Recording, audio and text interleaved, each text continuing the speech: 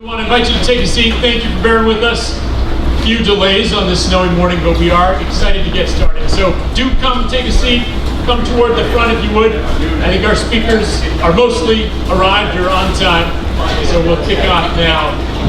Please turn your attention to the screen.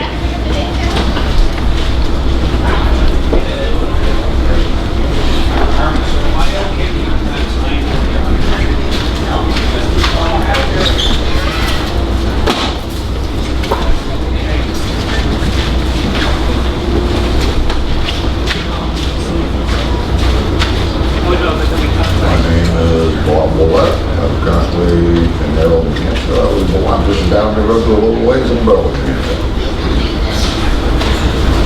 I think our government is a necessity, but I think our government at the same time is getting a little fat.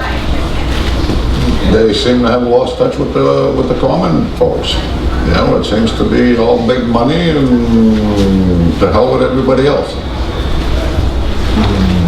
I'm not sure if it's lobbyists or special interest or what it is, but the money's coming from places that really don't seem to be disclosed. And it's none of our business, I guess. I don't know. What do you think, Red? I'm 54 years old. I haven't missed an election. My dad had battleships blown out from under him. And that's kind of why I don't miss an election. But what's really annoying about it is I'm 54 years old. I've been hearing about campaign finance reform for way too long now. I've been hearing about that for 30 years. Come on. Why can't they move forward on it? They're too busy with their power games.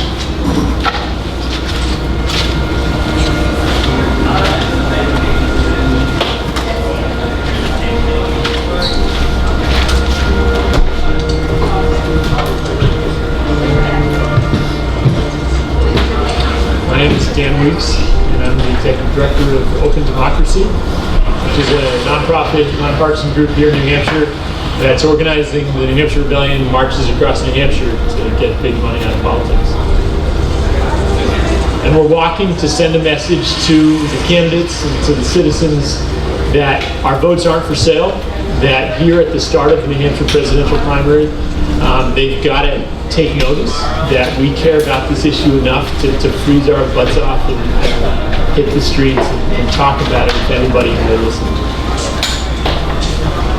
New Hampshire is such an important state in the primary because the first in the nation presidential primary is held here. You have the Iowa caucus, but New Hampshire is the first primary state, and that means that, you know, it's January 12th, 2015, and we have candidates for 2016 here. They've been here last month. They're going to be here all year, and what they do in New Hampshire, they really don't do as much in other states. They go into living rooms, they go into coffee shops, they go into bars, so they're accessible to people here more than they are anywhere else, and they're accountable to people, and we can shape their discussions, we can shape the media discussion, and we can shape the government that we want to see.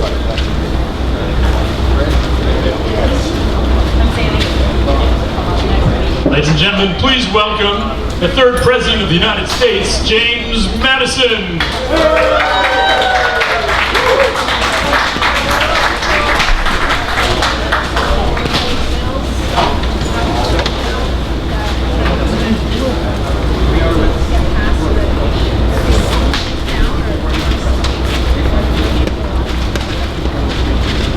Hear ye, hear ye.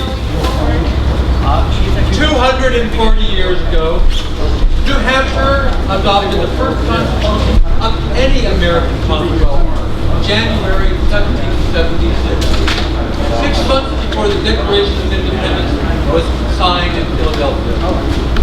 The New Hampshire Constitution established a representative system of government, defiant of England, and helped pave the way for the American Revolution. The final Constitution included these historic words from Article 10. Government being instituted for the common benefit, protection, and security of the whole community, and not for the private interest or emolution of any one man. Yes, thank you. Emolument.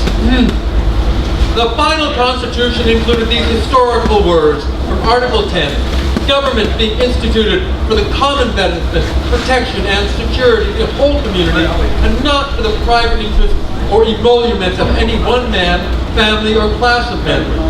Therefore, whenever the ends of government are perverted and public liberty manifestly endangered, and all other means of redress are ineffectual, the people may and ought to reform the old or establish a new government.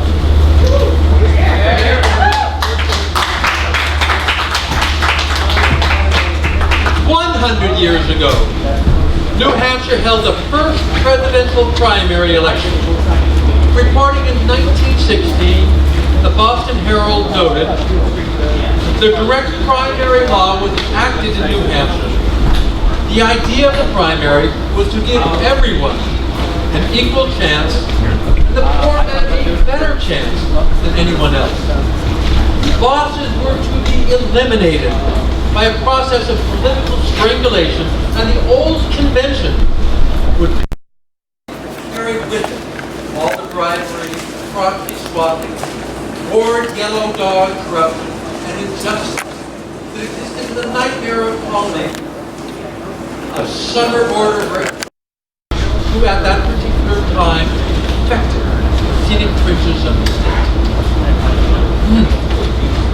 17 years ago, a little old grandmother from New Hampshire with arthritis and emphysema set off on an unlikely journey from California to Washington, D.C. because she saw that her country's system of government had strayed far from the ideals on which it was founded. She saw a country where the elections were becoming auctions, where the legislation was bought and sold. And she knew that that was wrong. When people tried to tell her that she was powerless to stop this corruption, she knew that that was wrong. Over 14 months, 3,200 miles, 4 pairs of sneakers, her 90th birthday, and every conceivable kind of extreme weather, Granny D walked. She walked 10 miles a day, day after day. She sparked a movement to restore representative democracy for her children and the grandchildren and for all of us.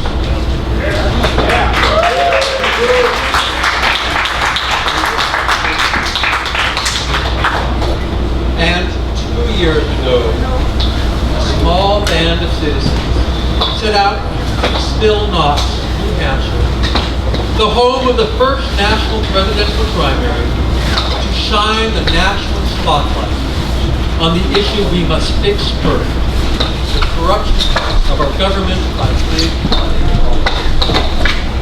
Inspired by Granny D and the ideals that make our country great, their walk, our walk, has brought us over 30,000 miles to this day. Our name is the New Hampshire Rebellion. Yay! Thank you, President Madison. Thank you. Well, good afternoon, everybody. My name is Dan Weeks, Executive Director of Open Democracy, which leads this New Hampshire Rebellion. And your name? I'm Sandy Brown. I'm the Communications and Outreach Manager for New Hampshire Rebellion. Well, we are so excited that this weekend has finally come. It's primary weekend in New Hampshire, and it wouldn't be a New Hampshire Rebellion event without some nice snowfall. Everybody got here one way or another. Hopefully a lot more people on their way.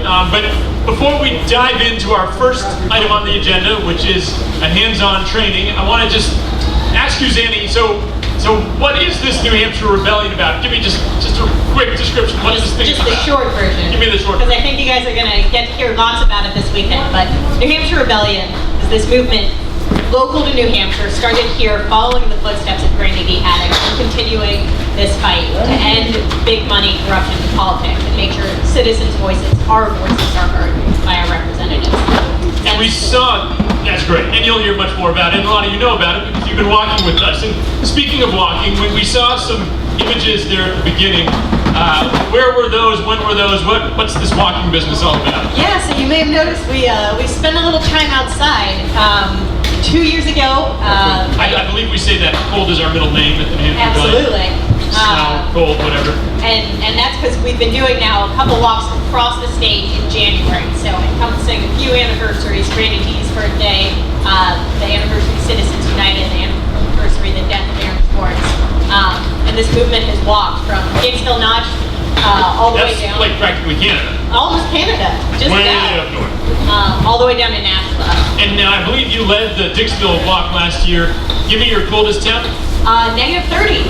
Minus 30 degrees. So this is nothing, folks. By the way, do we have anyone in the house who walked from Dixville Notch? Yeah, we do. Catherine. Oh yeah. I see Catherine. I see the Red Waves, perhaps. Anybody else in the house who's walked anywhere else with the New Hampshire Rebellion? Woo, woo. I love it. Zenny, how many miles collectively have we logged? Oh, we've between the 2,000 walkers, we've logged over 30,000 miles so far. 30,000 miles. Let's hear that. Give it up for all of you walkers.